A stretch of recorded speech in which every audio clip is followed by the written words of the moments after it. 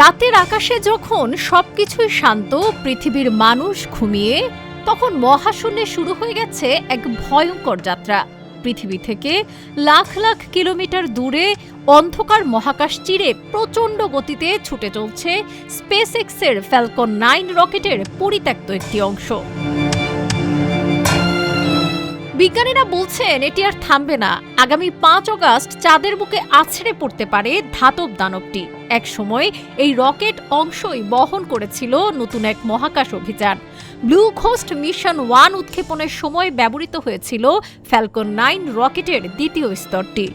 Mission শেষ হবার পর এটিকে মহাশূন্যেই ফেলে রাখা হয়, কিন্তু পৃথিবী, চাঁদ ও সূর্যের মহাকর্ষীয় টানে ধীরে ধীরে বদলে যেতে থাকে এর পথ।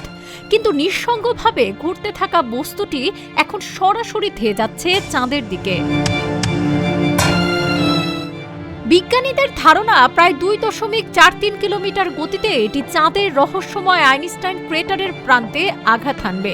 সংঘর্ষে চাঁদের বড় কোনো ক্ষতি না হলেও ঘটনাটি ঘিরে উত্তেজনা তৈরি হয়েছে, কারণ আঘাতের সময় সেখানে সূর্যের আলো থাকবে। তাই লুনার রিকনাসেন্স অরবিটার দিয়ে পুরো ঘটনাটি পর্যবেক্ষণের প্রস্তুতি চলছে।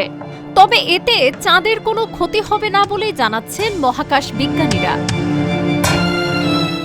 মানুষ মহাকাশ জয় করেছে ঠিকই, কিন্তু রেখে যাচ্ছে নিয়ন্ত্রণহীন ধ্বংসাবশেষও। আর সেই ধ্বংসাবশেষই এখন মহাকাশের নতুন আতঙ্কের নাম। ডেস্ক রিপোর্ট, আজকের পত্রিকা।